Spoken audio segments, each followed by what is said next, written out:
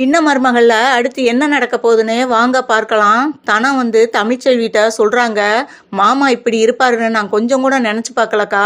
இவ்வளவு பேரும் உன்னைய தப்பா பேசுறாங்க, ஒரு வார்த்தை கூட ஏத்து பேசாம அவர் பேசாம போறாரு. இப்படி இருப்பாருன்னு நான் கொஞ்சம் கூட நினைக்கல அப்படின்னு சொல்றாங்க. ஏண்டி இதெல்லாம் நம்மளுக்கு என்ன புதுசா? இது எப்பயும் நடக்கிறதானே, இதை நினைச்சு நீ ஏன் ஃபீல் பண்ற? நானே ஃபீல் பண்ணல அப்படின்னு சொல்றாங்க. அது போகட்டும், உனக்கு பிறந்த நாள் சொல்லியும் ஒரு வார்த்தை கூட அவர் வாழ்த்து சொல்லலையாக்கா அப்படின்னு சொல்கிறாப்புல. வெறி, அதை பற்றி பேச வேணாம் அப்படின்னு நினச்சிட்டு அவங்க மனசுக்குள்ளே ரொம்ப கவலைப்படுறாங்க தமிழ்ச்செல்வி. அந்த நேரம் பார்த்து ஆதரவற்ற இல்லத்துல இருந்து அங்கே மேடம் பேசுகிறாங்க. அப்போ தமிழ்ச்செல்வி ஃபோன் எடுக்கிறாங்க.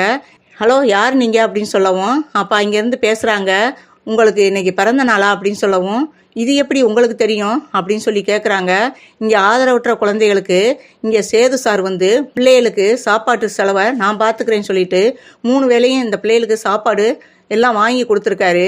அதனால பிள்ளைங்கள்லாம் உங்களுக்கு வாழ்த்து சொல்லணும்னு நினைக்கிறாங்க அப்படின்னு சொல்லவும், இதை கேட்டு ரொம்பவே ஷாக்காகிறாங்க தமிழ்ச்செல்வி. அந்த பிள்ளைங்கள்லாம் வாழ்த்து சொல்றதையும் கேட்குறாங்க. அதை கேட்டு ரொம்பவே மனசுக்குள்ள சந்தோஷப்படுறாங்க. தனம் பக்கத்தில் இருந்துட்டு சொல்றாங்க, என்னக்கா ஆச்சரியமா இருக்கு, மாமாவை பற்றி இப்போதான் உன்னிட்ட தப்பாக பேசிக்கிட்டு இருந்தேன். உன் மேலே பாசம் உண்மையிலே அவருக்கு இருக்குக்கா. அதனால தான் உனக்கு நேரம் அவர் பிறந்த நாள் வாழ்த்து சொல்லாமல் உனக்கு முன்னாடி கோவத்தை காட்டுற மாதிரி காட்டிட்டு அங்கே நீ நல்லா இருக்கணுன்றதுக்காக அங்கே பாரு, ஆதரவற்ற குழந்தைகளுக்கு 3 வேளை சாப்பாடும் அவர் கையினால் கொடுத்துருக்காரு. அந்த பிள்ளைகளும் உனக்கு வாழ்த்து சொல்லியிருக்காங்க பாரு அப்படின்னு சொல்லிட்டு ரொம்ப சந்தோஷப்படுறாங்க. ஆமடி, என்னாலையும் தான் நம்ப முடியலை அப்படின்ட்டு மனசுக்குள்ளே ரொம்பவே சந்தோஷமாக இருக்காங்க தமிழ்ச்செல்வி. அந்த நேரம் தான் சொல்கிறாங்க, ஏக்கா அந்த குடும்பத்துக்கு நீ எவ்வளவுலாம் செஞ்சுருக்க, ஆனால் கொஞ்சம் கூட ஒரு நன்றி விசுவாசம் இல்லாமல் எப்படி பேசுகிறாங்க பாத்தியா அப்படின்னு சொல்கிறாங்க. யாரை சொல்கிற அப்படின்னவும், ஈஸ்வரியை தான் சொல்கிறேன். ஈஸ்வரி தான் அப்படி பேசுகிறாங்க. அன்னைக்கு மட்டும் நீ அந்த மருந்தை நீ தானே கண்டுபிடிச்ச. அந்த நேரத்தில் உன்னை அடித்து போட்டு போஸ் எடுத்துகிட்டு வந்தார். போஸு தான் அந்த மருந்தை எடுத்துகிட்டு வந்து அவங்களையெல்லாம் காப்பாற்றணும்னு அங்கே உள்ளவங்க நினச்சிக்கிட்டு இருக்காங்க. அப்போயாவது நீ வாயை திறந்து அந்த இடத்துல நீ உண்மையை சொல்லியிருக்கலாம்லக்கா. ஏக்கா அமைதியாக இருந்த, உன்னை எவ்வளோ கேவலமாக பேசுகிறாங்க, ஏக்கா இன்னும் நீ இப்படி அமைதியாக இருக்க அப்படின்னு சொல்லவும், விடுடி, நம்ம சொன்னாப்புல நம்மளை பெருமையாக பேச போகிறாங்களா? அதுக்கு எந்த சாட்சி இருக்குது? விடு, எல்லாரும் நல்லா இருக்காங்கல்ல, அது போதும் அப்படிங்கிறாங்க தமிழ்ச்செல்வி. இவங்க பேசிக்கிட்டு இருக்கிறத தற்செயலாக தாமரை அங்கே அவங்க கேட்டுறாங்க. தாமரை கேட்டதும், என்னது இந்த மருந்தை எடுத்தது தமிழ்ச்செல்வியா? இது போஸு கொண்டு வரலையா அப்படின்னு சொல்லிட்டு இது அம்மாட்ட எப்படியாவது சொல்லணும் அப்படின்ட்டு வேகமாக அவங்க அம்மாட்ட சொல்கிறாங்க. அம்மா, உனக்கு விஷயம் தெரியுமா?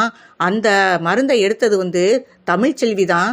தமிழ்ச்செல்வி அடிச்சு போட்டு தான் போஸ் இந்த மருந்தை எடுத்துகிட்டு வந்திருக்காப்புல அப்படின்னு சொல்லவும், என்னடி சொல்கிற, உண்மையா அப்படின்னும், ஆமாம், இப்போ அவங்க பேசிக்கிட்டு இருந்தா நான் கேட்டுக்கிட்டு இருந்தேன் அப்படின்னு சொல்லவும், உடனே அடியே நல்ல நேரத்தில் சொன்னடி, எம்எல்ஏ மகளை பேசி முடியுன்னு இவ சொல்லவும், உடனே என் அண்ணனும் போன போட்டு அங்கே பேச்சுவார்த்தையும் நடத்தி அவங்களும் இங்கே வர்றதாக பேசிட்டாங்க.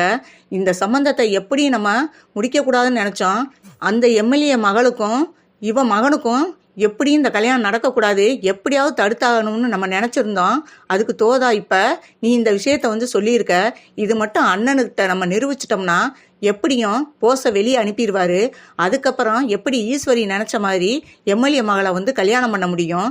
இப்பயே இதை அண்ணன்ட்ட போய் சொல்லணும்னு சொல்லிட்டு வேகமாக சாவுத்திரி ராசாங்க ரூமுக்கு போகிறாங்க. அப்போ தான் தாமரை சொல்கிறாங்க, ஏம்மா எதை வச்சுமா போய் சொல்லுவ?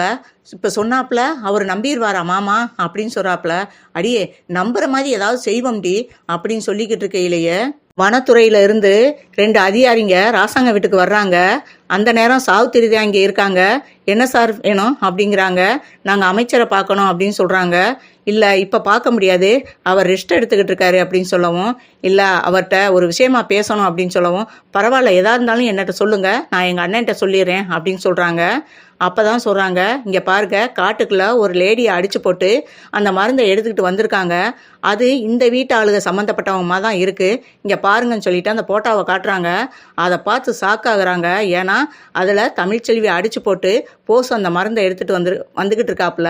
அதை பார்த்ததும், இது ஒன்று போதும் நம்ம அண்ணன்ட்ட காட்ட, இவனுக்கு எம்எல்ஏ பொண்ணை கல்யாணம் பண்ணி வைப்பாரா? இதை பார்த்துட்டு எப்படி அவர் கல்யாணம் பண்ணி வைப்பாருன்னு பார்ப்போம். அந்த போட்டோவை வாங்கிட்டு போய் சாவுத்திரி ராசாங்கத்திட்ட காட்டுறாங்க.